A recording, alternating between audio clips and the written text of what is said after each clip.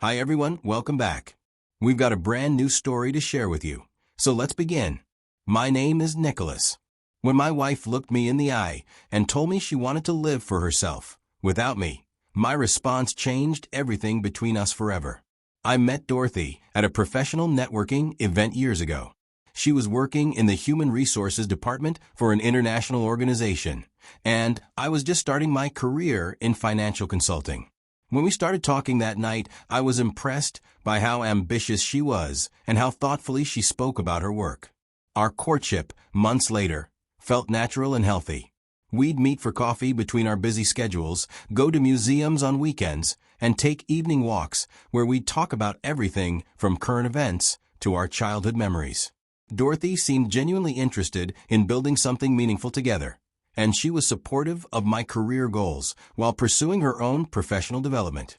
We got married after dating for 2 years in a small ceremony that felt perfect for both of us.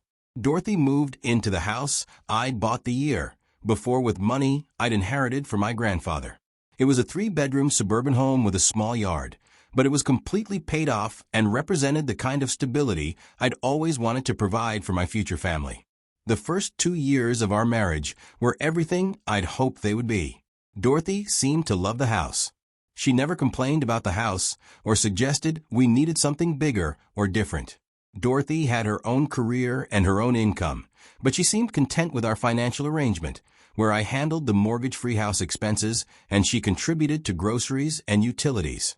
We maintained separate bank accounts, but also opened a joint account for shared expenses and savings. Everything felt balanced and fair.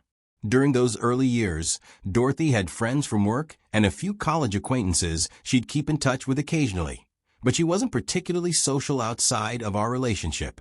She'd go out with coworkers sometimes for happy hour or attend work events, but most of her free time was spent with me or on her own hobbies. I never felt like her friendships were competing with our marriage or causing any tension between us. The woman I married seemed to value our partnership and appreciate the life we were building together.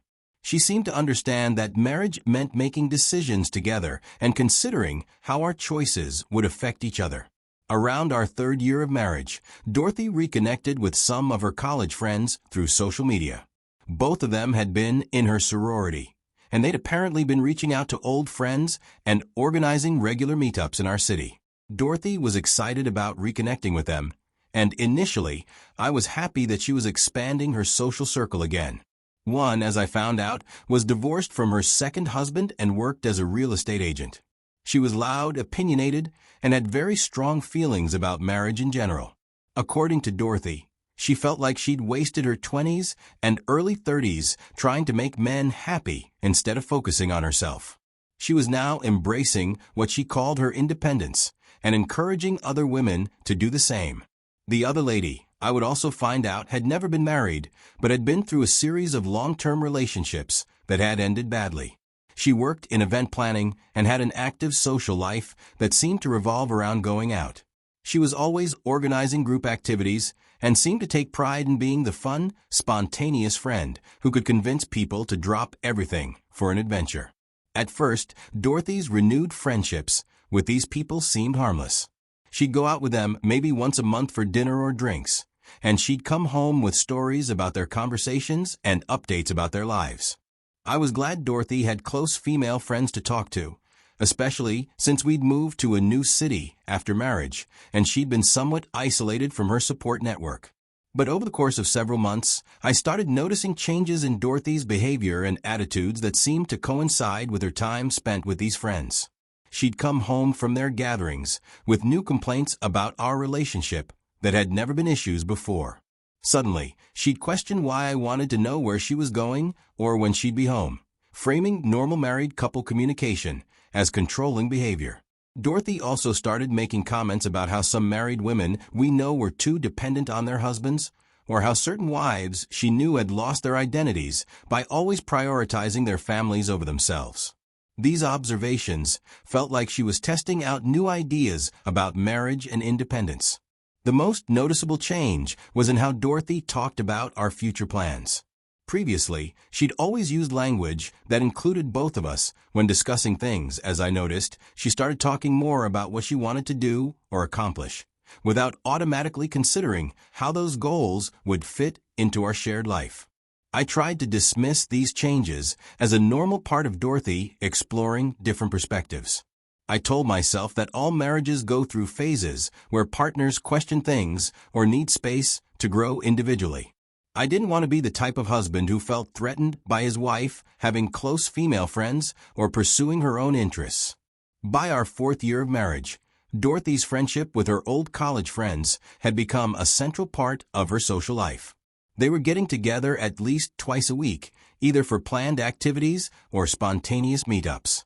Dorothy started staying out later when she was with them, sometimes not coming home until after midnight on weeknight gatherings. The conversations Dorothy brought home from these friendships became more pointed and seemed designed to create conflict between us. She'd share stories about how the divorced one's ex-husband had tried to control her finances, or how the unmarried one had broken up with a boyfriend who didn't want her traveling alone with friends. These stories always came with commentary about how men try to limit women's freedom, and Dorothy would watch my reaction carefully when she told them. Dorothy also started questioning decisions we'd made together early in our marriage, reframing them as examples of me being controlling or traditional in ways that were apparently problematic. Our arrangement, where I handled most of the household expenses, became evidence that I was trying to keep her financially dependent. My preference for us to discuss major decisions before making them became proof that I didn't trust her judgment. The most frustrating part of this period was how Dorothy would bring up these concerns. Instead of sitting down to have honest conversations about things that were bothering her, she'd make passive-aggressive comments or ask loaded questions that felt like traps. If I tried to address her concerns directly, she'd accuse me of being defensive or dismissive of her feelings. Dorothy's behavior outside our home started changing as well. She began posting more frequently on social media, sharing articles about women's independence and relationship equality that felt like indirect commentary on our marriage. When I registered my displeasure with the influence these friends had on her, Dorothy became more secretive with her phone, taking calls from her friends in other rooms or stepping outside to talk. When I'd ask why she's having hidden conversations, she'd accuse me of trying to monitor her friendships. These weren't behaviors I'd ever seen from her before, and they made me wonder what kinds of conversations she was having that she didn't want me to overhear. The arguments between us became more frequent during this time, and they always gradually escalated into bigger issues.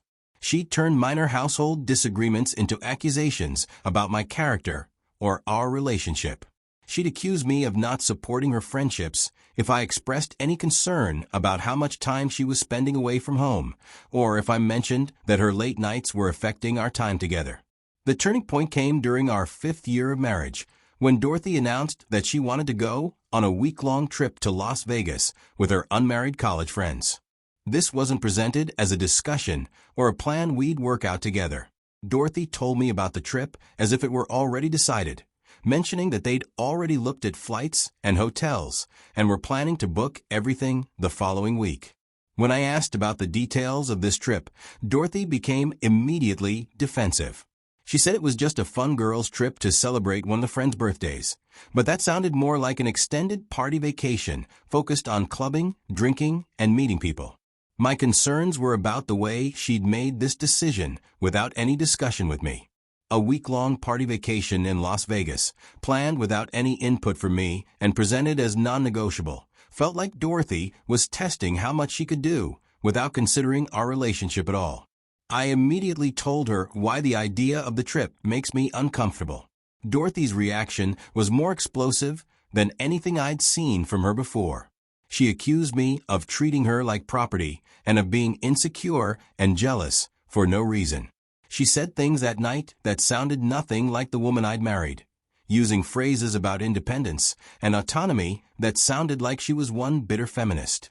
Dorothy also started comparing me unfavorably to other men, particularly to one of her friend's current boyfriends, who apparently never questioned her friend's plans or expressed concerns about her choices. She said I was being possessive and traditional in ways that were holding her back from living her life fully. The fight lasted hours, with Dorothy becoming more and more angry that I wouldn't just agree to her trip and apologize for questioning it. What struck me most during that argument was how Dorothy seemed to be enjoying the conflict in some way. She seemed energized by the fight, like she was finally getting to say things she'd been thinking for a long time. The fight ended with Dorothy announcing that she was going on the trip regardless of how I felt about it, and that if I had a problem with that, maybe I needed to examine my own issues around trust and control. She said she was tired of feeling like she had to get permission from me to live her life, and that our marriage shouldn't mean she had to give up her freedom and independence. After that fight, Dorothy stopped speaking to me beyond basic household logistics. She moved into our guest bedroom and began treating me like a roommate she barely tolerated. For weeks, we lived in the same house while maintaining almost complete silence with each other. Dorothy would leave for work before I woke up and come home after I'd already had dinner. On weekends, she'd make plans that kept her out of the house for most of the day. When we did cross paths, she'd respond to any attempts at conversation with one-word answers or by simply walking away. It was clear that she was getting emotional support and validation from her friends while punishing me with silence. I kept expecting Dorothy to cool down and talk things out. I thought this was just an extreme reaction that would pass, just like the others. I genuinely believed she'd come to her senses and realize we could work through this conflict if we could just have an honest conversation about our different perspectives. I started thinking about suggesting couples counseling or planning some kind of gesture that might open the door to communication between us. I researched marriage counselors in our area and thought about ways to show Dorothy that I was willing to work on whatever issues she felt we had. I even considered telling her to go ahead and take the Vegas trip, thinking that maybe I was being too rigid about something that ultimately wasn't worth damaging our marriage over. But Dorothy's behavior during this time made it clear that she wasn't interested in resolving our conflict or finding a compromise. She seemed perfectly content with the Cold War we were having, like she was waiting for me to capitulate completely rather than wanting to find a solution that worked for both of us. The end came on a Thursday evening. I'd been working late on a project that was due the next day. I'd been thinking about coming home and trying once more to have a real conversation with Dorothy about where we stood and how we could move forward. When I walked into our kitchen that evening, I found Dorothy sitting at our dining table with papers spread out in front of her. She wasn't wearing her wedding ring, which I noticed after our fight. She looked like someone who'd already made a decision they were completely comfortable with. Dorothy stood up when she saw me and crossed her arms. She said she was tired of feeling like she had to check in with me or consider my feelings before making decisions about her own life. She said she deserved to be happy, and that meant not being married anymore. The papers on the table were divorce documents. Dorothy had been talking to a lawyer and had already started the legal process of ending our marriage. While I'd been hoping we could work things out, Dorothy had been planning her exit strategy and consulting with legal counsel about how to leave me. My response surprised both of us. Instead of begging or arguing or trying to talk her out of it, I looked at her calmly and told her she could go ahead and live for herself, but not in my house and not on my dime. The silence that followed was unlike anything I'd ever experienced. Dorothy's mouth actually fell open, like she couldn't process what I'd just said. She'd been so prepared for me to fight or cry or beg her to reconsider that my matter-of-fact response seemed to short-circuit whatever script she'd been following. Dorothy had clearly expected a completely different reaction. She'd thought I'd be devastated, that I'd do anything to keep her, that I'd accept whatever terms she wanted to set for our marriage. She'd probably imagined me agreeing to let her live however she wanted, while still providing her with the security and benefits of being my wife. But I'd reached my breaking point, and something about her cold, calculated delivery had flipped a switch in my mind. I wasn't going to beg someone to stay who'd already emotionally checked out of our marriage. And I definitely wasn't going to let her treat our home like a hotel that she could come and go from whenever she felt like being married. Dorothy's shock at my response quickly turned into anger as she fired back that she was going to take the house. When I explained that the house she'd been living in for 5 years was mine alone, purchased before our marriage with inheritance money, and that her name had never been on any of the ownership documents, She'd assumed that because we were married, she automatically had a claim to half of everything, including our home. Maybe her lawyer had apparently made the same assumption, because as I took the divorce papers to my lawyer, the next day we could spot demands for Dorothy to receive half the value of our house as part of the settlement. When my attorney reviewed the documents, he immediately identified this as a major error that would need to be corrected, since the house was my separate property acquired before marriage. The discovery process revealed the full scope of Dorothy's misconceptions about our financial situation. Her reaction to learning about the house ownership was explosive. She accused me of deliberately hiding information from her and tricking her into believing we owned everything together. She claimed that I'd been financially controlling throughout our marriage by not putting her name on the house deed, even though she'd never asked to be added and had never contributed to the purchase or any major improvements. The legal proceedings stretched on for 14 months, during which Dorothy's attorney tried various arguments to establish some claim to the house. They argued that Dorothy's unpaid household labor had contributed to maintaining the property value, that her financial contributions to utilities and groceries had freed up my income to pay for house expenses, and that she'd been led to believe she would share in the property appreciation. My attorney systematically dismantled each of these arguments with documentation showing that I'd paid all property taxes, insurance, and maintenance costs for my separate accounts, that Dorothy's household contributions were normal marital activities that didn't create property rights, and that there was no evidence I'd ever promised to add her to the deed. The court hearings were uncomfortable and sometimes embarrassing, as Dorothy's frustration with the legal process led to emotional outbursts that didn't help her case. She'd interrupt proceedings to accuse me of lying or manipulation, forcing the judge to remind her multiple times about proper courtroom behavior. When the divorce was finalized, Dorothy received her share of our joint savings account, plus the personal items she'd brought into the marriage or purchased with her own money during our marriage. She also kept her car, which was in her name and which she'd been paying for throughout our marriage. Dorothy had hoped for spousal support, but the court determined that our marriage had been too short and that she had sufficient earning capacity to support herself. The judge noted that both parties had maintained separate careers throughout the marriage and that there was no evidence of financial dependence that would justify ongoing support. The total value of Dorothy's settlement was enough to help her transition to single life, but nowhere near the six-figure windfall she'd apparently been expecting when she filed for divorce. My legal costs for the divorce were high. The process had been expensive and emotionally draining for both of us, but the outcome was clear. Dorothy would leave the marriage with her personal assets and her share of what we'd built together financially during our marriage, but she wouldn't be taking any portion of my premarital property. The months following our divorce were a period of adjustment for both of us. I stayed in the house and gradually removed all traces of Dorothy's presence and replacing anything that reminded me of our shared life.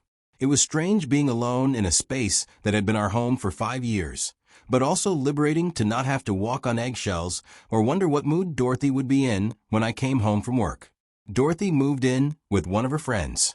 According to mutual friends, she seemed to be enjoying her newfound independence, going out frequently and posting about her active social life online. For the first few months, I occasionally heard updates about Dorothy through people we'd both known during our marriage. She was apparently dating again and seemed to be embracing the single lifestyle she'd claimed to want so badly. I was glad she was happy and hoped she'd found whatever it was she'd been looking for when she decided our marriage wasn't enough for her. I focused on rebuilding my own life and pursuing hobbies I'd neglected. About 2 years after our divorce was finalized, Dorothy called me on a Tuesday evening. I hadn't heard from her since the final court hearing, and seeing her name on my phone screen brought back a flood of complicated emotions. Against my better judgment, I answered the call. Dorothy's voice was different from what I remembered. She explained that she was having financial difficulties and was hoping I might be able to help her out temporarily. Her settlement money had run out faster than expected because she had quit her previous job, and she was struggling to make rent on her apartment. Dorothy asked if she could borrow some money to get caught up on her bills, promising to pay me back as soon as she found new employment. She mentioned that she'd already asked her friends and family for help, but that everyone else was dealing with their own financial pressures and couldn't assist her.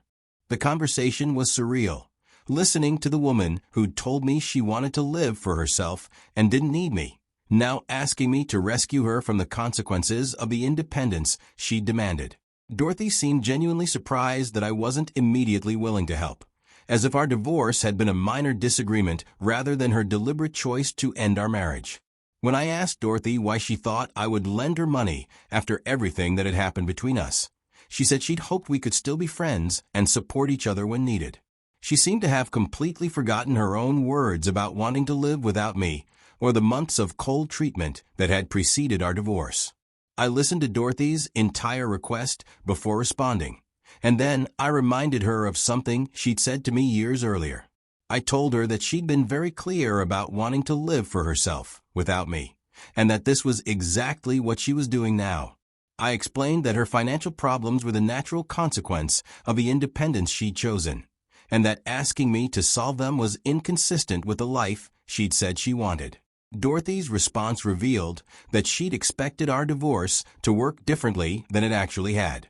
She thought she could end our marriage but still maintain access to my financial stability when she needed it. She'd wanted the freedom to make her own choices without considering my feelings, but she'd also wanted the security of knowing I'd be there to help her when those choices didn't work out as planned. When I made it clear that I wouldn't be lending her money or providing any kind of ongoing support, Dorothy became angry in the same way she had during our marriage conflicts. She accused me of being cruel and vindictive, of punishing her for wanting to be happy. She said I was being petty by holding our divorce against her when she was just asking for help from someone who used to care about her. But I'd learned something important during our marriage and divorce process. Dorothy's definition of a relationship was one where she could take whatever she wanted while giving back only what was convenient for her. She wanted to make unilateral decisions about her life while expecting me to support and accommodate those decisions, even when they directly harmed our partnership. I told Dorothy that I wished her well and hoped she'd figure out her financial situation, but that I wouldn't be part of her support system anymore. I explained that she'd made it very clear that she didn't want me in her life, and that I was respecting her choice by maintaining the boundaries she'd established. After that conversation, I blocked Dorothy's number and all her social media accounts. I'd given her one final chance to show that she understood the consequences of her choices, and she'd failed that test by expecting me to rescue her from those consequences. Looking back on my marriage to Dorothy and the way it ended, I can see warning signs that I missed or chose to ignore at the time. Dorothy's gradual shift in behavior didn't happen overnight. It was the result of influences and attitudes that had probably been developing for much longer than I realized. The most important lesson I learned was about the difference between healthy independence in a marriage and the kind of selfish autonomy that Dorothy pursued. Partners in a good marriage maintain their individual identities and interests while still considering how their choices affect their shared life. Dorothy wanted complete freedom to make decisions without any input from me, while still expecting to enjoy all the benefits of being married. I also learned about the power of toxic friendships to undermine a marriage. Debbie and Kathy weren't just Dorothy's friends. They were actively encouraging her to view our relationship as oppressive and to prioritize her individual desires over our partnership.